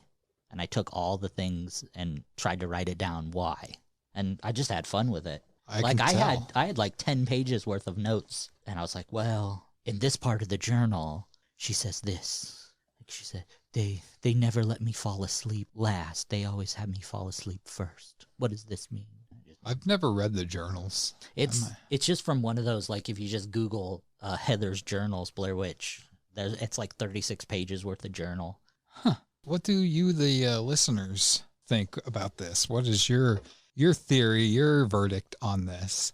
Let us know in the comments. I think they all went out there to willingly die. They got a possibility. It was calling for them. They were hearing it. The voices in their head. I'm telling you, that movie, it's kind of funny that you brought that up, because when Justin asked about like movies that like scared me, that was actually one. I mean, it didn't really scare me, but I believed it was real. And I'm going to tell you what, I used to camp a lot back then, and I was very leery about being in a tent after seeing that movie. It scared the piss out of me. Or anytime a breeze comes by, you're like, yeah, a priest. Well, that too. That too. In the woods. All right. Well, that was fun. Are we on to our main topic now? Yeah, we can move to our main topic. We're about an hour and a half in, so strap in. You guys want to talk about a little bit of entertainment? Yeah. Well, our main topic. Yeah. We kind of wanted to play with, tear apart, discuss a certain issue that gets brought up quite often, especially when it comes to like mass shootings and stuff. This argument, which I think is kind of a mushy argument. Do violent video games cause violence? Do violent video games cause violence? What is your initial reaction to that? Me? Yeah, either of you. There's two of you. No. 1, 2. No. Good. Okay. Done. I don't think so. No. Like I said, it's kind of a mushy topic. I feel like a lot of people just want to see what they want to see, and they just push things off as a easy scapegoat or cop out, and they don't want to identify the underlying issues, the mental or psychological issues. But yeah, what is your reasoning for saying no, though? I just think it's like you said, there's so many underlying reasons, and it's an easy excuse. Like when they started rating the video games in 1994, what else was happening in 1994 or 1993 around that time? Wasn't it Desert Storm and maybe that was something that was causing people to be violent and uproar. Maybe it wasn't the video game industry that needed to be tapped into. Maybe it was society that needed tapped into. Right. And maybe given a chill pill too. So, yeah, I think people try to address, they want the easy out. Like they want to blame the music, or, like how Marilyn Manson got brought up just because, the Columbine shooters were Manson fans. And it's like, well, that's music has nothing to do with this. People need to understand that correlation or association it doesn't imply causation. Right. And a lot of people... You're just using big words now. I'm lost. Or playing a video game doesn't necessarily mean that it's going to cause you to go out and do it. It's like, oh, this person died, so I can just, take this gun and go. It's like, well, yeah, the person that you just killed in a video game is not a person. There's a moral discussion that needs to be had there. It's like, you are flesh and blood sitting in front of me. I mean, like, I know not to kill you, but killing a person in a game, these zeros and ones isn't killing them. It is just eliminating a little speck on a screen. It doesn't affect anything in my everyday life. It just affects this. I can restart the game and do something. I cannot restart you. I think people's argument with that, though, is that it's just showing people ways to kill people, gives them ideas of how they can go about killing people. And, I always say, I mean, if we're going to go that route, why is it just video games? I mean, you have movies, TV shows, songs, all this stuff. They're all a means of entertainment that people just sit to relieve their stress. Mm-hmm. It's like if they want to say that violence in video games makes people violent, then they can say the same argument for certain things like, those food games, like Chef Supreme or whatever makes people obese, or the Paperboy makes people a better worker, or life simulators make people better at life, or porn makes people better lovers, you know? I played Tony Hawk's Skateboard a lot on N64, and it definitely didn't make me a better skateboarder. Believe me, I tried. Right. And See, I think you can link certain things as far as it'll increase or pique your interest or entertainment to make you want to delve into those real life topics or situations.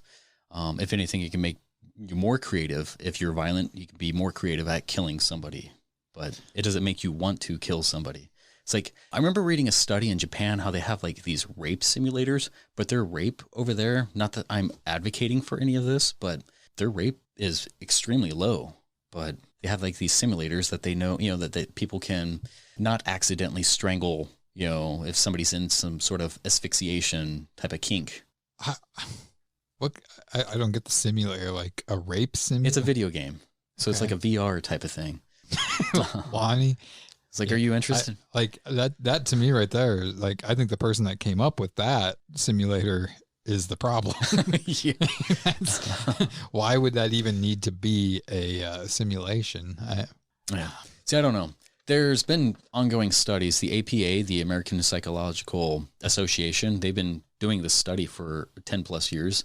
Originally, when they started it, I mean, they worked with, or I guess they ran with like the same, you know, idea. Like it's probably making people more violent. But now they're saying there's no causal link. It's a moot point. I mean, I look at it this way. Has there been somebody out there that has been inspired and influenced by a video game to go out and kill people? Absolutely. Is it a big issue? No. I mean, what country was that a couple years ago where the guy strapped a GoPro to his chest and he went into a church and just opened fire and killed all these people in the church? And you saw the whole thing. It looked like a video game brought to life. That guy right there, I 100% do believe that he was inspired by a video game to go out and kill, because look at his setup. I mean, you saw his hand, you saw the gun when he was reloading, it would go down and come back up. It looked just like a video game. It can inspire you, like I said, to go out and perform these heinous crimes, but to use it as the reasoning behind, no, I don't think you can use that. Just because somebody's idea or art or music, you know, like, it's not brainwashing you. It's like there is a link also that like more aggressive gamers are going to, you know, adhere to more towards those, you know, violent games. Like, would you consider yourself a gamer? Me? Absolutely not. Not so much you? I play 2 franchises really, and that's it. Right. See, America, there's 65% of Americans are considered gamers. And that could be pretty much anything as far as like, you know, puzzle games, shooters, action, casual, sports. Rape simulators. That too. Well, we're talking about America here. But I mean, like anything that's on your phone or PC or console, if you invest like an hour or two, I believe that was the poll for this particular poll, was if you invest like 2 hours a week, then you're pretty much considered a gamer. I'm out. Now, when a game comes out that I'm excited about, like I said, I'm a 2 franchise guy. I'm a Resident Evil guy, and I'm a Final Fantasy guy. When a new one of those comes out, I'll play it until I'm done with it, and then I put it away. See, that's kind of how I'm a binger. Yeah. Like, I'll play it for maybe 2 weeks, and then I'll put it away for like 4 months. Right. I play it till it's done, and then I'll pack it up. Now, Tracy, on the other hand, she'll play a game until she's 100%ed it in every possible way, and then she'll pick it up and play it again. She'll play something religiously, and then she's done with it. The only game I play religiously is Keno. Is Roller Coaster Tycoon, where you build your own theme park. And I can tell you, I have not gone out and built my own theme park. So didn't you used to manage a sort of roller coaster type? I used to work at Funplex, but a lot of people died that week. I think the bottom line is, and you kind of had said this, Justin, there's so many Karens in this world. And I'm sorry to anybody named Karen, but that's just what people call the racist statement towards women. The tattletale people. They call them Karens. Did you say racist? Is that what people are saying now? All the it's a sexist white women. It's a sexist statement towards women, but not a racist. There are so many Karens in this world that have to find something to put blame on. Nobody can take, what's the word I'm looking for? Accountability. Accountability, thank you, for something that might be their fault. I think the biggest problem is, and you look at Columbine and all that stuff and these school shooters, is the answers were there. It's the parenting. You, as a parent, you need to be involved in your child's life. You need to ask questions, even if they don't want to talk to you. You need to be a part of their life. You need to go in their room, talk to them. See, I mean, I guarantee you, if like the Columbine shooters' parents went in their room, they would have probably saw some signs of like, shit, something's wrong here. And maybe that's a bad example because they were like really the first of their kind. They popularized it for sure. Yeah, but it's parents need to be parents. And and I don't take that the wrong way. I'm not saying every parent's bad out there, and not saying that everybody that's killed somebody went on a shooting spree or whatever, that their parents are to blame, but I think that that's where it starts. Your house is where it starts. Exactly. And but but Jeremy, that means I have to sit and actually pay attention to my kids. I just worked a hard 8-hour day, and now I have to come home and pay attention to my kid. And if you want to do kind of like what we talked about last week, where I said a lot of people, parents, like with technology, that technology is the babysitter for the parents. Right. They're just like, go what are play they your watching? Game. And if that's what you want to do, that's what you do. I'm not telling you how to a parent. I don't have kids. I will gladly tell them, stop being a dipshit and pay attention to your children. But yeah, I mean, if they're going to let them play video games, ask them, be like, oh, what game are you playing and stuff like that.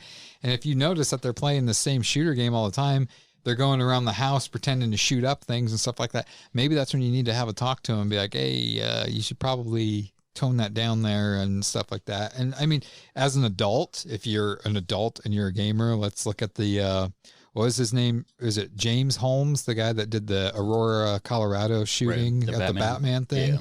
I mean, he basically admitted that Joker, I think, was like his inspiration and stuff like that. That's when coworkers, friends, family members, and he's somebody that down the road, I think we should delve more in depth, because this kid was fucking brilliant. Like, he was smart. He was on his way to like being like a historian. And then this happened. I mean, there's got to be signs out there. And if you see signs, it's better safe than sorry. Talk to your friend if you think that they're kind of going down a weird path.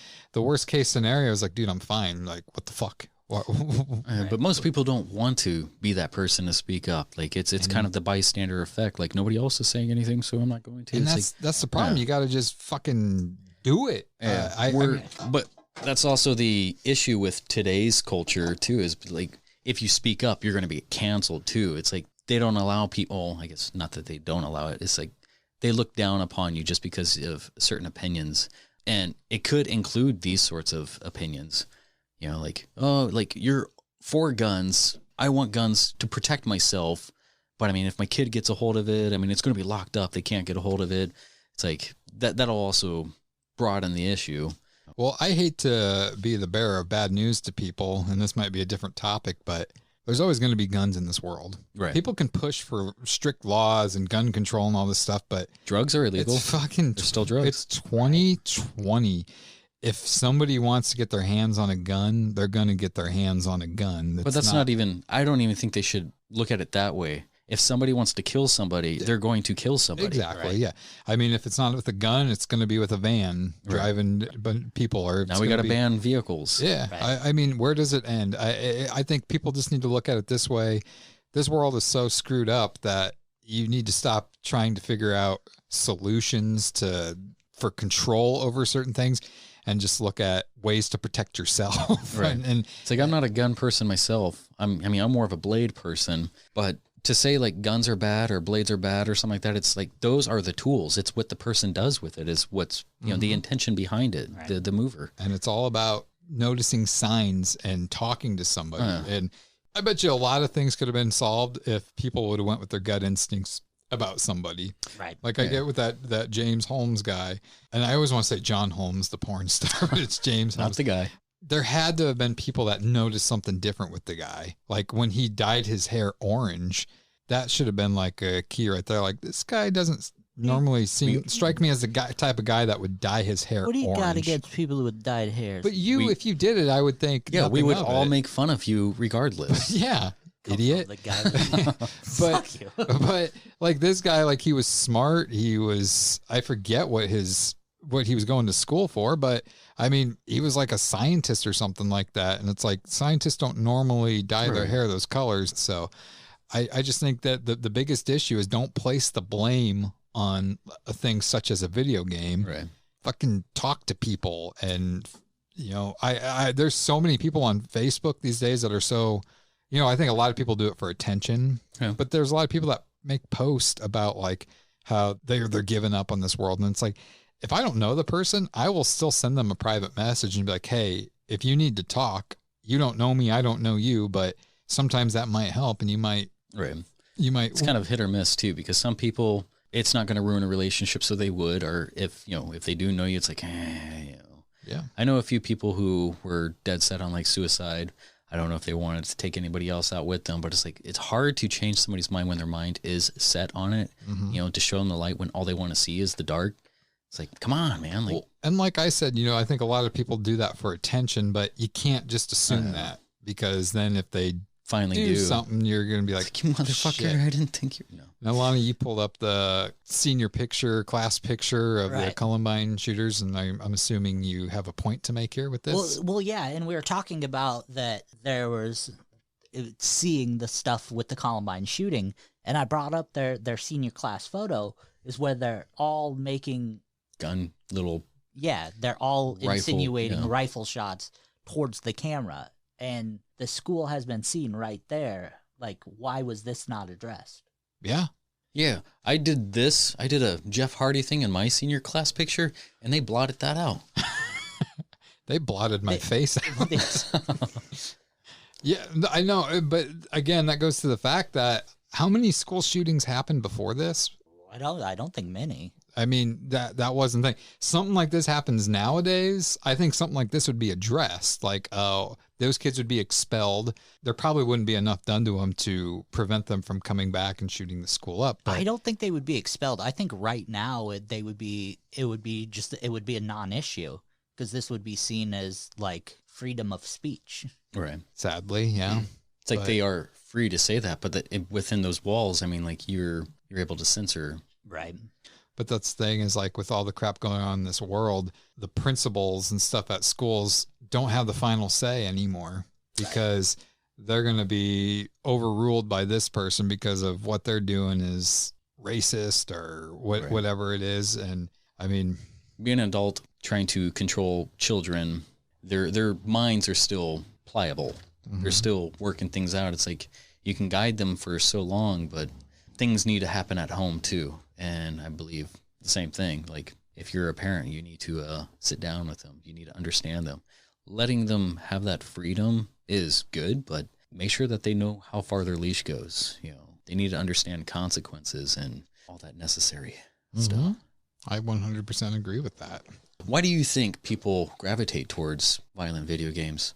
I think some of it might be just for that release, that they have those urges and thoughts in their head, and they know they can never act on those urges, and maybe it's just their release. Right. Maybe they have that boss they really want to shoot, then maybe they have that thought in their head, and most people can suppress those urges and thoughts, and maybe it is their only outlet. I agree with that. I was going to say, I think like Halloween time, you dress up for Halloween to be something that you're not normally. Right. It's a novelty for the most part. Yeah. So none of us are going to go out and shoot anybody up, but it's just like, you know, I'll admit when back in 2002, like I got a PlayStation 2. That was the last video game system that I got. And I got it strictly, my sisters, I should say, got it for me for a graduation present. Who the hell? Press that one more time, motherfucker, and see what happens. Why are you so violent? But I played Grand Theft Auto because it was different. It was unique. It's like, oh, I get to steal cars and I get to run people over and run from the cops. I'm not going to do that in real life. I have a simulator that's going to do it for me. And, you know, so that's why I think most people gravitate towards it.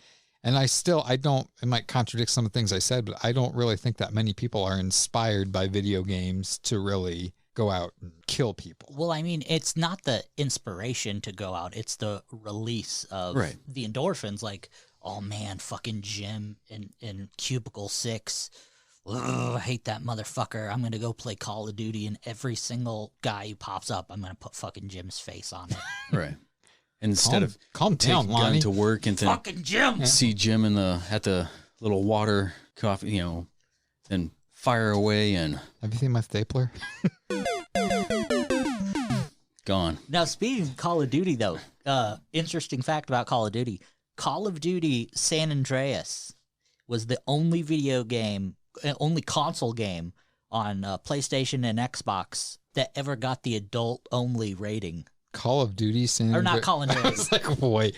Grand Theft Auto. Grand Theft Auto San Andreas. I'm like, I don't remember that one. I was like, super secret. I've never played going against Call of Grove Street. Where you run down San Andreas is no, but Grand Theft Auto San Andreas on its release was the only console game to ever get the adults only rating. Was Really? San Andreas? Yeah, Running a squad on Loke Dog.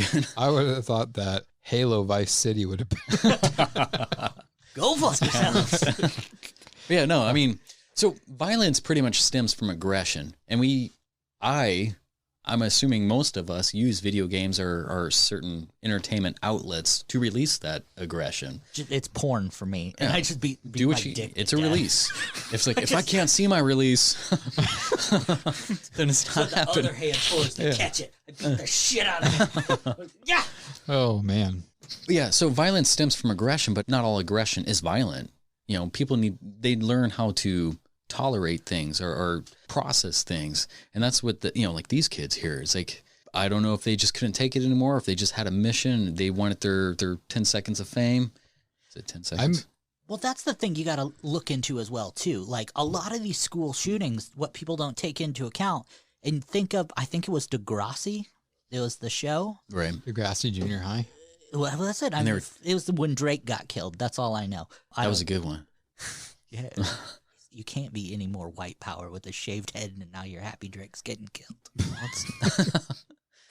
I was joking, by the way. Don't delete that part. But anyway, like these kids, and this is coming from me too, because I was that kid who got his ass beat constantly up till my junior year. We don't know what these kids are going through. They could be getting made fun of constantly, and now with the internet, fuck, dude. Oh, like God, they can get picked on and beat up 24 hours a day, like when we were kids.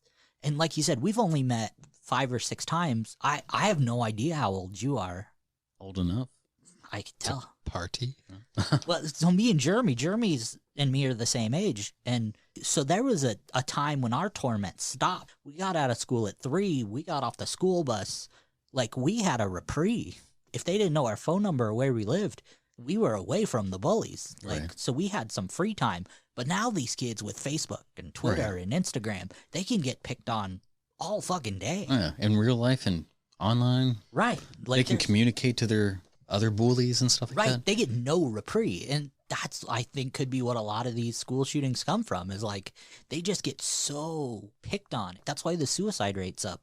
That's why the school shooting rate's up. Honestly, we had it lucky. Right. I don't know. We had a release. We had Mom's shoulder to cry on, and no one to.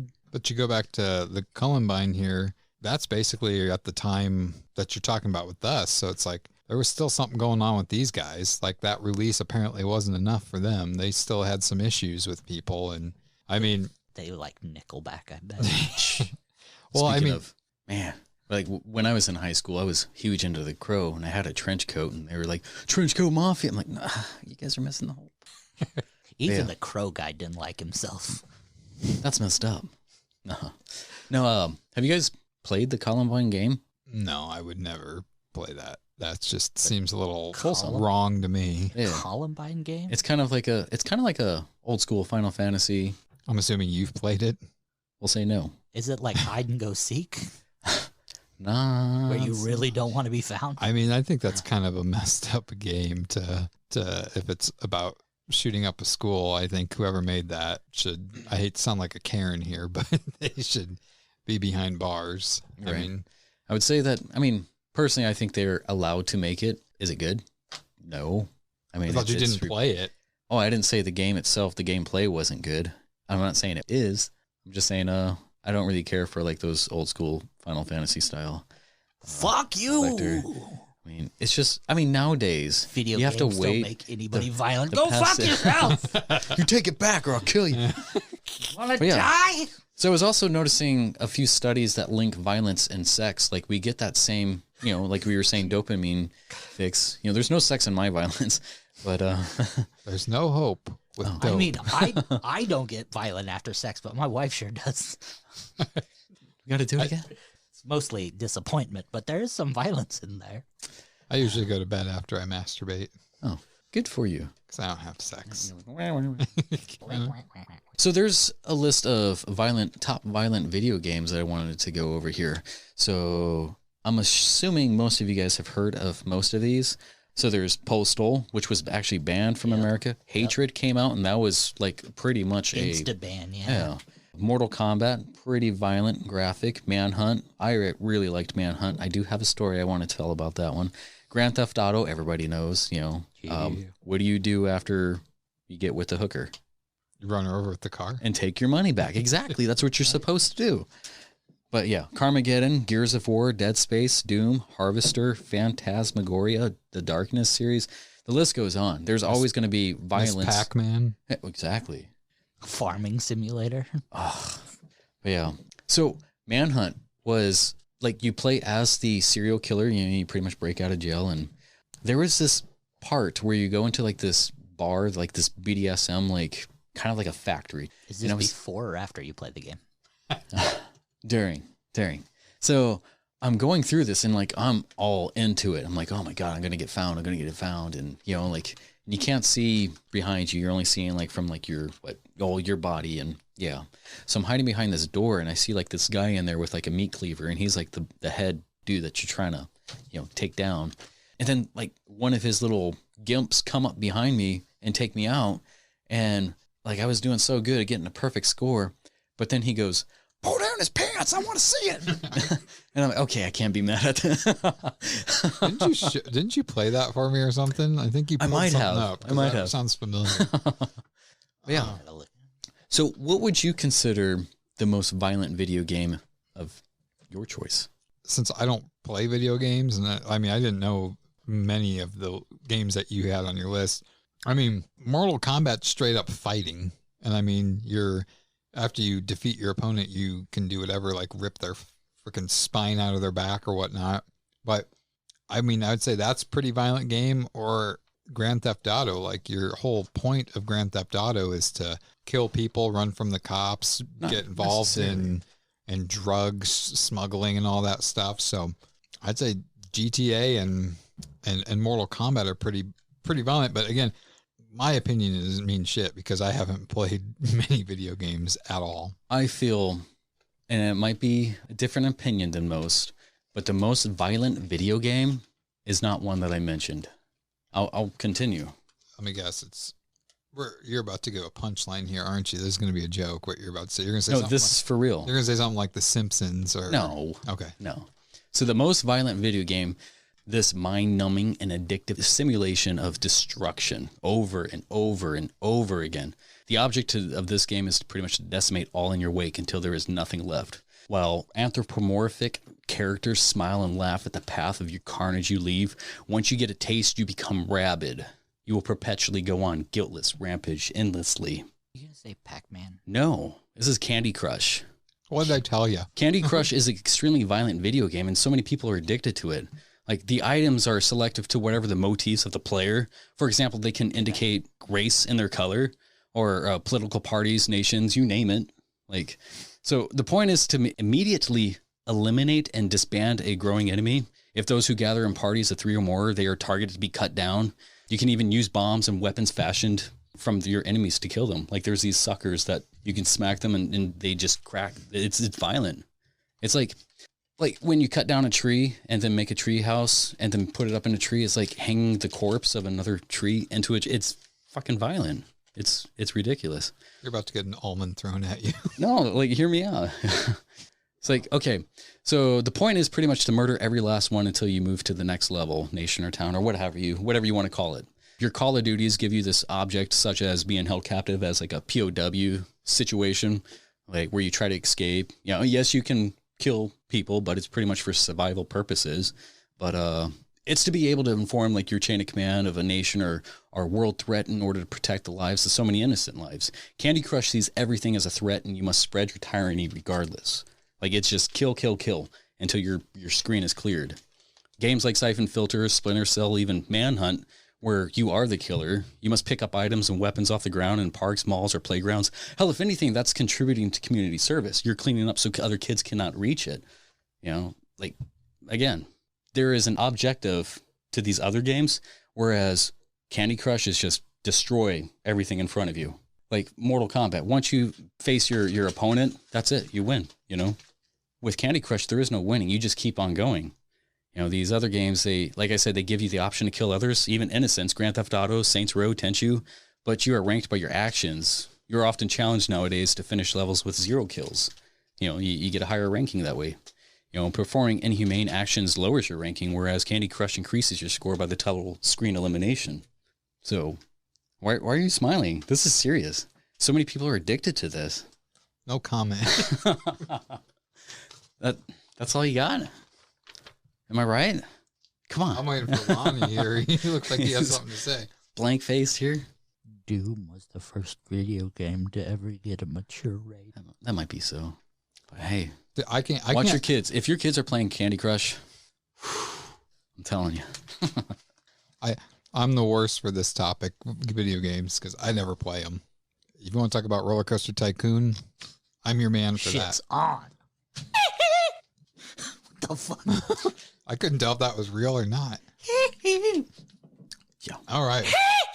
That's what that was. No, they're ignorant. That's ignorant.